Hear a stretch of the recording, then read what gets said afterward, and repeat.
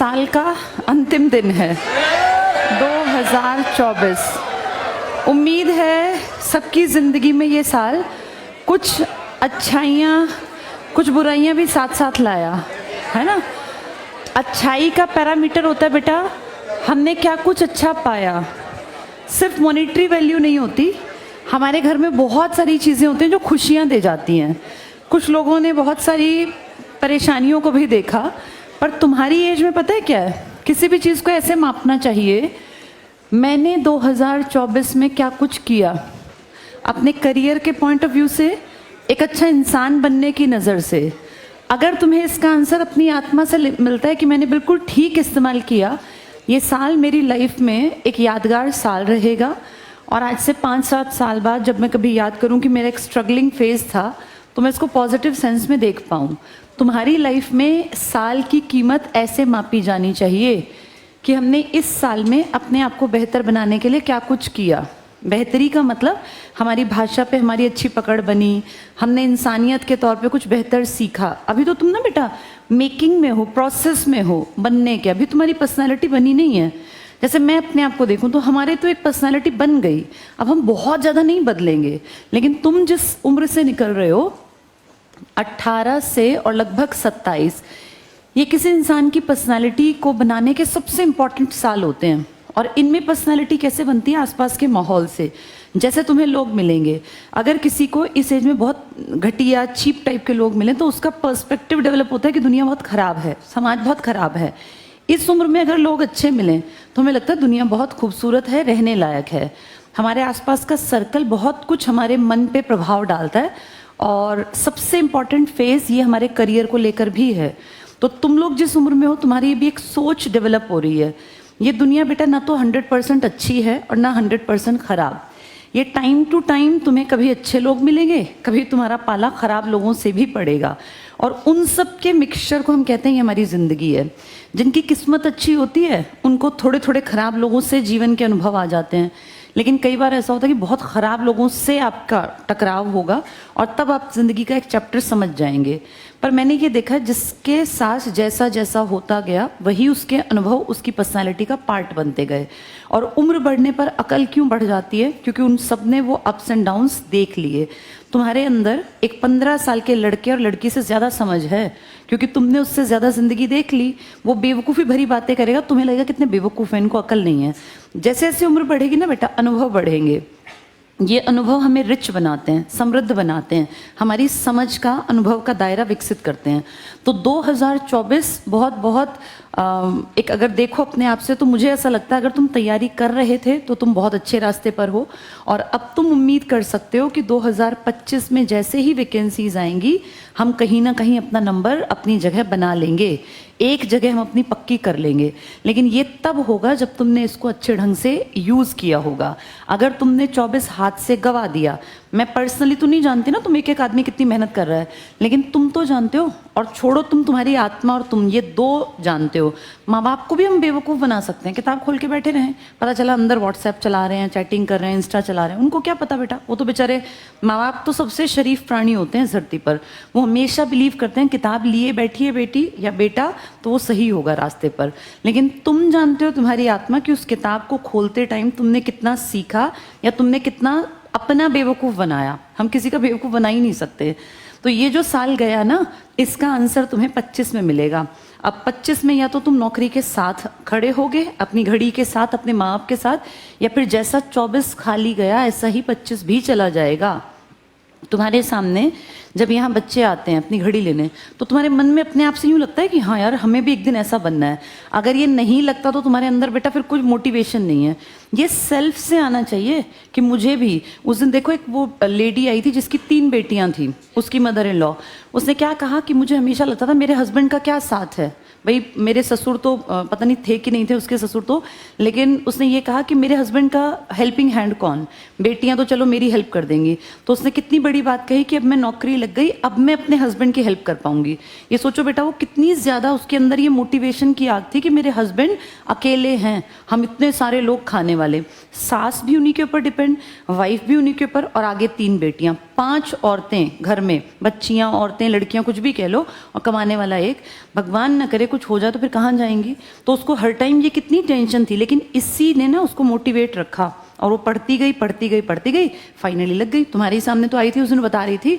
तो ये ना बेटा हमारी लाइफ में ही है ये चीज़ें, किसी के मोटिवेशन देने से कोई नहीं सीखता, लाइफ से देखो, अपनी लाइफ को ये सोच के देखो, कितने लोग अर्निंग हैंड है मेरे घर में। भगवान न करे अगर उस एक इंसान को जिसके ऊपर तुम्हारा घर चलता है कुछ हो गया तो कहाँ जाओगे। ये पता नहीं किसको किसकी कितनी सांसें, सब कुछ ठीक ठाक होता है, अचानक से एक आदमी गया और सारा परिवार एकदम से बैठ जाता है। तो कम से कम तुम जिस उम्र में हो, अब कमाने लायक बनने की उम्र आ गई तुम्हारी, कि कल को कोई मुसीबत आए, दिक्कत आए, उससे पहले हम अपने घर में कमाने का साधन इकट्ठा कर लें। तो इसलिए खूब पढ़ लो बेटा। अब जो नॉर्मल लोग होते हैं ना, उनके पास बहुत ज़्यादा साधन भी नहीं होते, बस ये पेन, ये रफ कॉपी, ये प्रैक्टिस है जो तुम्हें एक कैटेगरी से दूसरी में पहुंचा देगी। बाकी मैं 100% श्योर हूँ तुम में से किसी के पास इतनी ज़मीन नहीं है कि तुम बैठ के जीवन भर खा पाओ, नहीं होती बेटा, हमारे पास भी नहीं थी।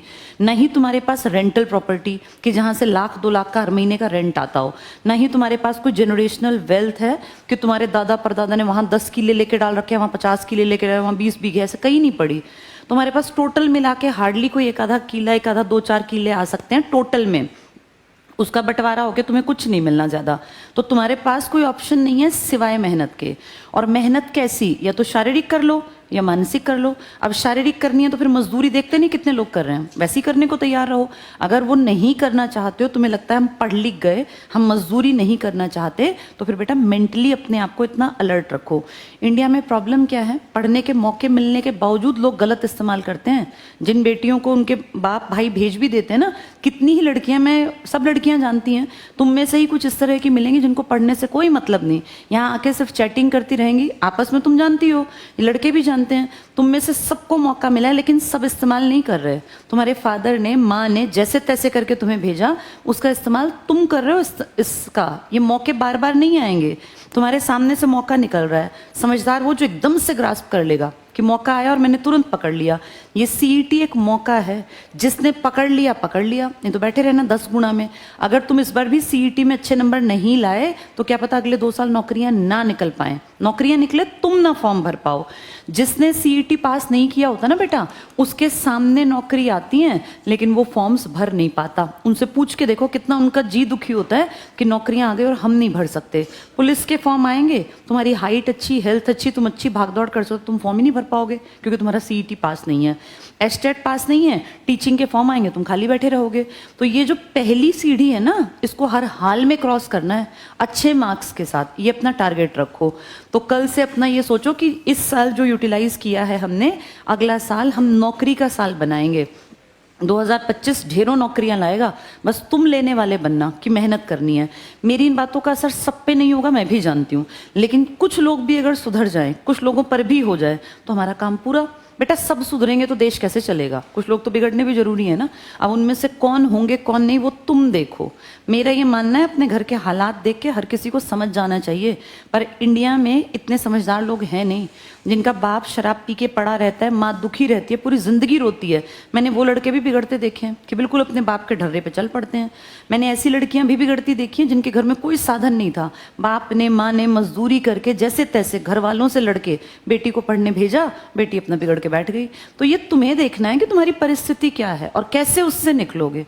मेहनत इकलौता रास्ता है, बाकी कुछ नहीं है बेटा। तुम खाली हाथ हो, तुम लोअर मिडिल क्लास के लोग हो, मैं भी उसी कैटेगरी से थी। हमारे पास कुछ भी नहीं होता सिवाय इसके कि हमारा पेट भरा हुआ है और तन ढका हुआ है, बस। उसके बाद ये पेन, ये रफ कॉपी, ये रजिस्टर, ये नोट्स डिसाइड करते हैं कि हम जिंदगी कैसी जिएंगे। तो बहुत ज़्यादा मेहनत करनी है।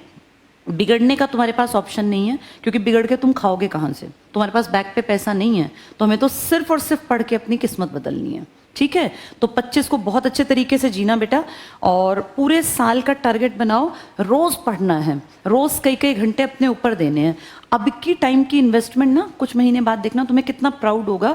8-10 महीने बाद जब नौकरियां निकलेंगी और तुम्हारा नंबर आ जाएगा, सोचो तुम भी घड़ी लेने आओगे, तुम्हारे लिए तालियां बजेगी, तुम भी सोचोगे माइक पे ये बोलूंगा, मैं ये बोलूंगी, है ना। यहाँ आके लगता है ना हम भी ये वाली बातें बताएंगे। अपनी कहानी बेटा सुनानी चाहिए, क्योंकि सब स्ट्रगलर हैं, हर आदमी स्ट्रगल कर रहा है, बस स्ट्रगल के चेहरे चेहरे अलग हैं। कोई फैमिली से लड़ के पढ़ रहा है, कोई सोसाइटी से लड़ रहा है, कोई गली मोहल्ले नुक्कड़ में जो ताने मारते हैं उनसे लड़ रहा है, कोई अपने रिलेटिव्स से लड़ के आगे बढ़ना चाहता है। लड़ाई सबकी जिंदगी में है, बस रूप अलग अलग हैं। तो उनको जवाब देने का इकलौता साधन है कामयाबी। जो कामयाब है उसके रिलेटिव्स को, पड़ोसियों को, रिश्तेदारों, सबको अपने आप जवाब मिल जाता है, फिर कोई कहने लायक नहीं रहता।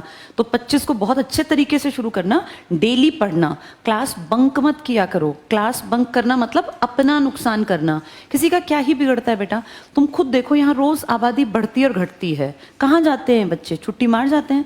जब पेपर आएंगे तो यहाँ बैठने की जगह नहीं होगी, अब पीछे की रोज खाली, कभी ये कम कभी ये ज्यादा, तो कहाँ जाते हैं? बंक मारते, सीधी बात है, यहाँ आके आधे गायब हो जाते हैं। ये तुम्हें बार बार कोई थोड़ी समझाएगा। ये कॉलेज नहीं है बेटा जहाँ की अटेंडेंस मैटर करती हो, ये तो कोचिंग है। यहाँ या तो तुम्हारी जिंदगी की नैया पार या डूब जाएगी। पार उसकी होगी जो पढ़ रहा है, और डूबेगी उसकी जो एडमिशन ले गया और आ ही नहीं रहा। कितने ही बच्चे हैं जिनके कार्ड बने हुए हैं, आते ही नहीं है। कब आएंगे? जब सीईटी निकल आएगा, फिर बचेंगे 1 महीना 1.5 महीना, फिर कहेंगे हमने तो बहुत मेहनत की, हमारा तो हुआ ही नहीं। ये सब पढ़ने वाले थोड़ी ना, पढ़ने वाले फाइनली लग जाते हैं, जो मेहनती लोग हैं। चलो आज हमें